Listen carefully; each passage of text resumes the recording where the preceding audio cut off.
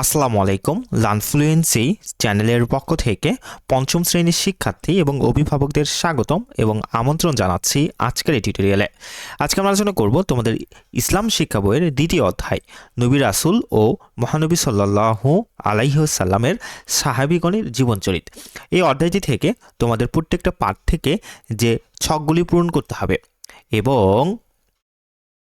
অনুশীলন থেকে তোমাদেরকে সঠিক উত্তরের টিক চিহ্ন দিতে হবে। এরপর শূন্যস্থান পূরণ করতে হবে, বাম পাশের সাথে ডান পাশে মিলকরণ করতে হবে, শুদ্ধ অশুদ্ধ, সংক্ষিপ্ত এবং বর্ণনামূলক প্রশ্নগুলির উত্তর কিন্তু করতে হবে। এই ক্লাসে আমরা সবগুলির সমাধান বা উত্তরগুলি করে ফেলব। তো চলো আলোচনাটি শুরু করা যাক। শুরু করছি পরম করুণাময় মহান আল্লাহ তাআলার নামে।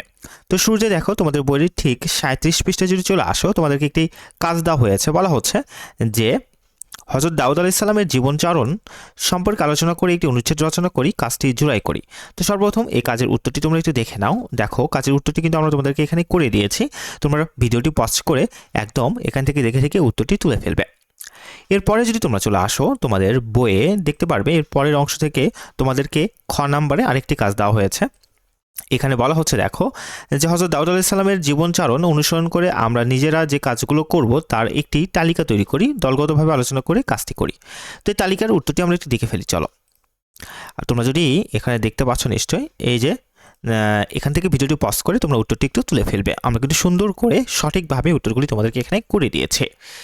এরপরের অংশে যদি তোমরা চলে আসো হযরত ঈসা আলাইহিস সালাম এই অংশ থেকে তোমাদেরকে যে কাজগুলি দেওয়া হয়েছে দেখো ক নম্বরে বলা হচ্ছে হযরত ঈসা আলাইহিস সালামের জীবনচরণ সম্পর্কে আলোচনা করে একটি অনুচ্ছেদ রচনা করি, কাজটি জোড়াই করি।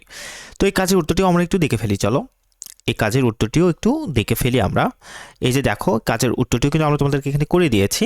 তোমরা একটু ভিডিও পজ করে করে উত্তরটি একটু দেখে ফেলবে। আচ্ছা, পুরো অংশটি কিন্তু তোমাদেরকে আমরা এখানে লিখে দিয়েছি, তোমরা এভাবে একটু এখান থেকে তুলে ফেলবে। আচ্ছা, আশা করি বুঝতে পেরেছো। এর পরের অংশে যদি তোমরা চলে আসো খ নাম্বার থেকে তোমাদেরকে যে কাজটি দিয়েছে বলা হচ্ছে হযরত ঈসা আলাইহিস সালামের জীবনচারণ অনুসরণ করে আমরা নিজেরা যে কাজগুলো করব তার একটি তালিকা তৈরি করি, দলে আলোচনা করে কাজটি করি। এই যে কাজগুলোর উত্তরও তোমাদেরকে আমরা এখানে করে দিয়েছি, তোমরা একটু দেখে নাও, আমি তোমাদেরকে একটু দেখিয়ে দিই। এই যে দেখতে পাচ্ছ, তোমরা ভিডিও পজ করে উত্তরটি একটু এখান থেকে সুন্দর করে তুলে ফেলবে, পড়ে ফেলবে এবং মুখস্থ করে নেবে। এরপরের অংশ আমরা চলে আসি চলো। এরপরের অংশ মহানবী হযরত মুহাম্মদ সাল্লাল্লাহু আলাইহি ওয়াসাল্লাম। এখান থেকে তোমাদেরকে যে কাজগুলি দেওয়া হয়েছে আমরা একটু দেখি চলো।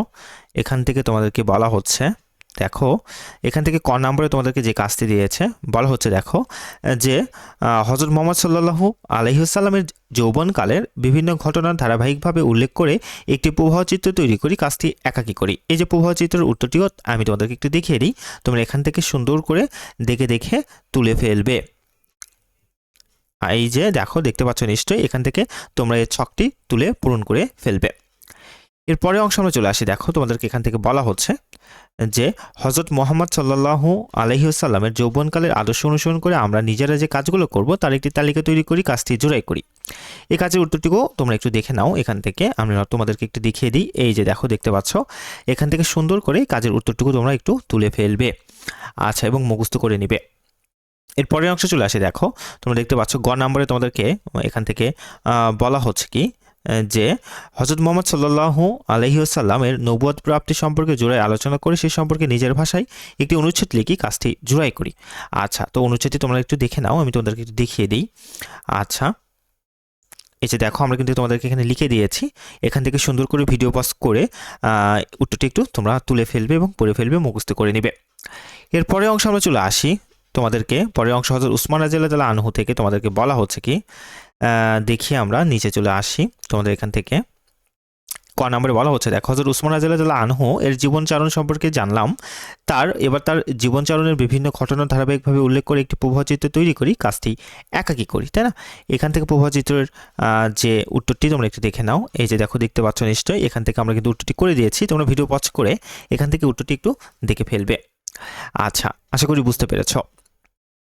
এরপরে অংশ আমরা চলে আসি তোমাদেরকে। পরে বলা হচ্ছে দেখো এটা তোমাদের নিজেরাই করে ফেলতে পারবে, ক্লাসে তোমাদের যে শিক্ষক থাকবে তার পরামর্শ নিয়ে এটা করে ফেলতে পারবে।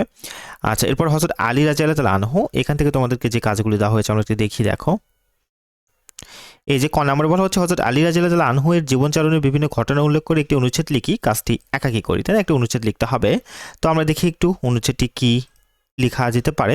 উত্তরটি একটু দেখি। এই যে দেখতে পাচ্ছ নিশ্চয়ই এই উত্তরটি আমরা কিন্তু তোমাদেরকে এখানে করে দিয়েছি। এখান থেকে ভিডিও পজ করে উত্তরটি একটু দেখে ফেলবে। এরপরের অংশ আমরা চলে যাই। তোমাদেরকে খ নম্বরে বলা হচ্ছে এখান থেকে যে হযরত আলী রাদিয়াল্লাহু আনহু এর জীবন আদর্শ অনুসরণ করে আমরা নিজেরা যে কাজগুলো করব তার একটি তালিকা তৈরি করি, কাজটি দলগতভাবে করি। তো এর উত্তরটিও আমরা একটু দেখে ফেলি। চলো এখান থেকে এই যে দেখতে পাচ্ছ নিশ্চয়ই, ভিডিওটি পজ করে উত্তরটি এখান থেকে তোমরা একটু তুলে ফেলবে এবং দেখে ফেলবে। এরপরের অংশ আমরা চলে আসি তোমাদের এখান থেকে হযরত ফাতেমা রাদিয়াল্লাহু তাআলা আনহা। এখান থেকে তোমাদেরকে যে কাজগুলি দেওয়া হয়েছে দেখো, ক নাম্বার থেকে তোমাদেরকে বলা হচ্ছে যে আমরা হযরত ফাতেমা রাদিয়াল্লাহু তাআলা আনহা এর জীবনযাপন সম্পর্কে জানলাম। উপর থেকে তোমরা কিন্তু গল্পটি পড়ে ফেলবে, পুরো অনুচ্ছেদটিকে পড়ে ফেলবে। তার জীবনচরণের বিভিন্ন ঘটনা ধারাবাহিকভাবে উল্লেখ করে একটি অনুচ্ছেদ লিখি কাজটি একাকী করি। তো এর উত্তরটিও আমরা করে দিয়েছি, তোমরা একটু এখান থেকে দেখে ফেলো। আমরা যদি তোমাদেরকে একটু দেখিয়ে দিই, এই যে দেখতে পাচ্ছ নিশ্চয়ই, পুরোটুকু কিন্তু আমরা এখানে লিখে দিয়েছি। তোমরা এখান থেকে একটু ভিডিও পজ করে করে দেখে এটি তুলে ফেলবে। আচ্ছা, এই যে দেখতে পাচ্ছ, এখান থেকে ভিডিও পজ করে তোমরা একটু পুরো উত্তরটুকু তুলে ফেলবে। এরপরে অংশ চলে আসি, এরপরে খ নাম্বারে তোমরা এটা নিজেরাই করতে পারবে, শিক্ষার্থীরা শিক্ষকের পরামর্শ নিয়ে, তাই না? তো এখান থেকে এই কাজগুলির উত্তর ছিল। এরপর আমরা তোমাদের অনুশীলনে চলে আসি, অনুশীলনের সমাধানগুলি দেখিয়ে দিই। চলো, তো অনুশীলনে তোমাদেরকে বলা হচ্ছে কি, ক নাম্বারে হযরত দাউদ আলাইহিস সালামের উপর কোন আসমানি কিতাব নাযিল হয়? এখান থেকে সঠিক উত্তরটি কিন্তু হবে 3 নাম্বার জাবুর। খ নাম্বার বলা হচ্ছে হযরত ঈসা আলাইহিস সালাম কোন স্থানে জন্মগ্রহণ করেন? উত্তরটি হবে 2 নাম্বার বেথলেহেম। গ নাম্বার বলা হচ্ছে কোন গুণের কারণে মহানবী সাল্লাল্লাহু আলাইহি সাল্লামকে আল আমিন বলা হতো? উত্তরটি হবে 3 নাম্বার বিশ্বস্ততা। ঘ নাম্বার বলা হচ্ছে মহানবী সাল্লাল্লাহু আলাইহি সাল্লাম কত খ্রিস্টাব্দে মদিনায় হিজরত করেন? উত্তরটি কিন্তু হবে ক নাম্বার 622 খ্রিস্টাব্দে। নাম্বারে বলা হচ্ছে জুন্নারাইন বা দুই নূরের অধিকারী হিসেবে কে পরিচিত ছিলেন? উত্তরটি হবে 2 নাম্বার হযরত উসমান রাদিয়াল্লাহু আনহু। এরপর তোমাদের এখানে বলা হচ্ছে সাইয়্যিদাতুন নিসা কার উপাধি? উত্তরটি কিন্তু হবে 3 নাম্বার হযরত ফাতেমা রাদিয়াল্লাহু আনহা। এবার তোমাদেরকে 6 নম্বর বলা হচ্ছে আশহাদু আল্লাহ কার উপাধি? উত্তরটি কিন্তু হবে 4 নম্বর হযরত আলী রাদিয়াল্লাহু আনহা, হযরত আলী রাদিয়াল্লাহু আনহুর, তাই না? এরপর তোমাদেরকে শূন্যস্থান পূরণ করতে হবে, তাই তো? তো চলো আমরা শূন্যস্থানের উত্তরগুলি একটু তোমাদেরকে দেখিয়ে দিই। তোমরা যদি চলে আসো আমাদের এখানে দেখতে পারবে শূন্যস্থানের উত্তরগুলি কিন্তু তোমাদেরকে আমরা করে দিয়েছি। ক নম্বরে বলা হচ্ছে দেখো, হযরত আলী রাদিয়াল্লাহু আনহু ছিলেন খুবই বিনয়ী ও নিরহংকারী, তার মানে শূন্যস্থানে কিন্তু বুঝবো বিনয়ী। খ নম্বর বলা হচ্ছে হযরত উসমান রাদিয়াল্লাহু আনহু এর আদর্শ অনুসারে জনকল্যাণ আর্থিক সাহায্য সহযোগিতা করব, তার মানে এখানে বুঝবে সহযোগিতা।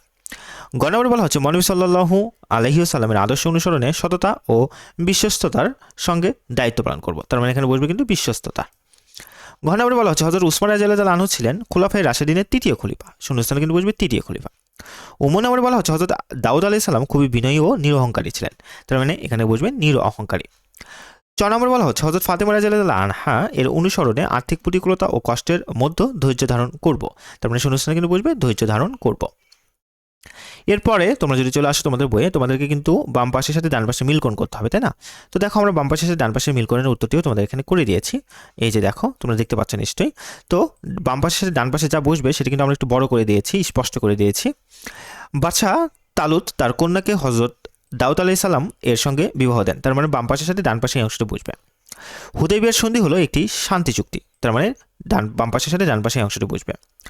সম্পূর্ণ কোরআন সংকলন করেন হযরত উসমান রাদিয়াল্লাহু আনহু, তার মানে ডান পাশের সাথে কিন্তু এটি বুঝবে। হযরত ঈসা আলাইহিস সালামের অনুসরণে অসুস্থ রোগীদের সেবা করব, তার মানে বাম পাশের সাথে ডান পাশে এই অংশটি বুঝবে।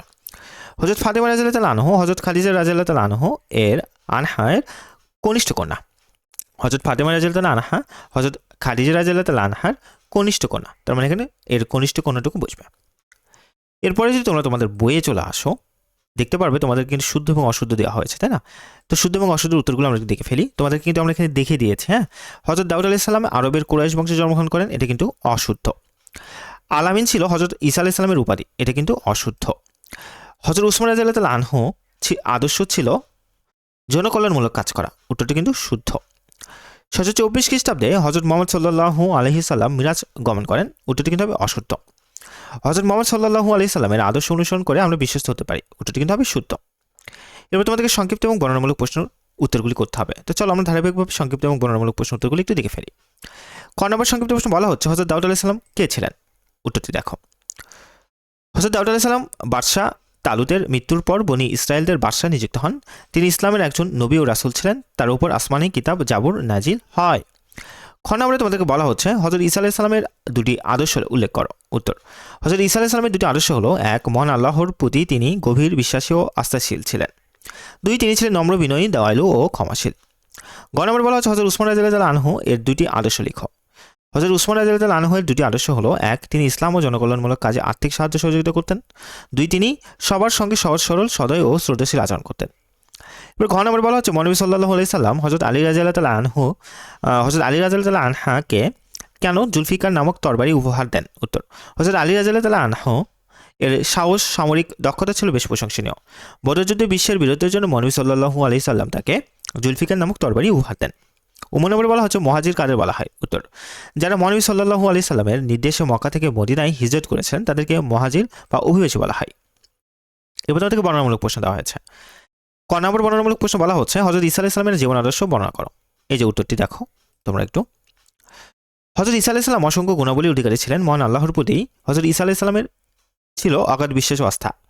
তিনি পৃথিবীর সকল প্রাণীর প্রতি দয়া, ভালোবাসা, সেবা ও নম্রতা প্রদর্শন করতেন। তিনি দুঃখ কষ্টে জর্জরিত ও দরিদ্র মানুষের প্রতি সহানুভূতিশীল ছিলেন। তিনি অসুস্থদের সুস্থ করতেন। একবার একজন কুষ্ঠরোগীর সাথে তার দেখা হয়।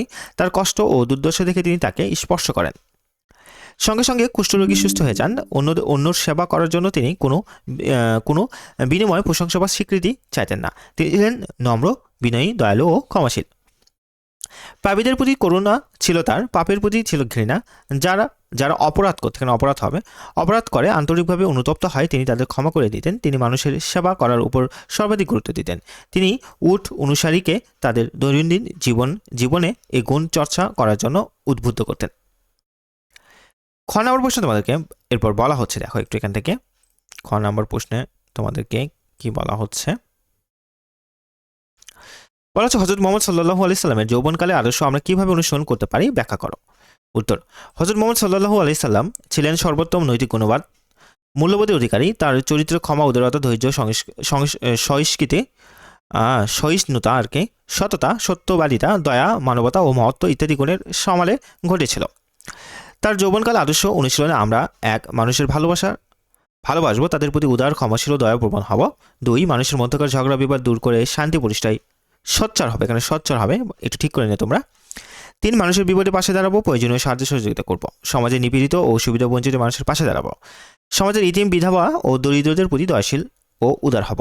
ক নম্বর বলা হচ্ছে হযরত আলী রাদিয়াল্লাহু আনহু এর আদর্শ অনুসরণ করে আমরা কোন কোন কাজগুলো করব, একটি তালিকা প্রস্তুত করো। উত্তরটি দেখো। হযরত আলী রাদিয়াল্লাহু আনহু এর আদর্শ অনুসরণ করে আমরা যেসব কাজ করব নিচের তালিকায় তা তুলে ধরা হলো। এক, সামর্থ্য অনুযায়ী ইসলামের খেদমতে অবদান রাখা। দুই, সমতা, ন্যায় বিচার প্রতিষ্ঠা ও জনকল্যাণমূলক কাজ করা। সহজ সরল জীবনযাপন এবং নিজের কাজ নিজে করা। অসহায় ও দুর্বল লোকদের সহায়তা করা। ইসলামে আইন ও ধর্মীয় বিষয়ে জ্ঞান অর্জন করা।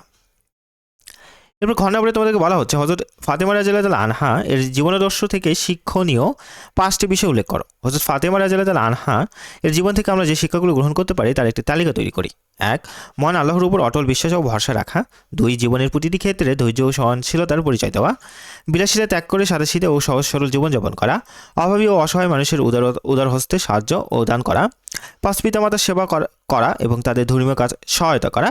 6, উত্তম চরিত্র, পর্দানশীলতা এবং লজ্জাশীলতা বজায় রাখা। তো এই ছিল তোমাদের জন্য আজকের আলোচনাটি। ভিডিওটি ভালো লেগে থাকলে লাইক দিবে এবং অবশ্যই লার্ন ফ্লুয়েন্সি চ্যানেলটিকে সাবস্ক্রাইব করবে। আমরা ইতিমধ্যে তোমাদের এর আগের অর্থাৎ প্রথম অধ্যায়ের প্রত্যেকটির সমাধান কিন্তু দিয়ে দিয়েছি ইতিমধ্যে। তোমরা চাইলে এই প্লে লিস্ট থেকে সেটি দেখে ফেলতে পারো। আমরা ধারাবাহিকভাবে তোমাদের প্রত্যেকটি অধ্যায়ের এরকম সলিউশনগুলো কিন্তু করে দেবো। ভালো থেকো, সুস্থ থেকো। আসসালামু আলাইকুম।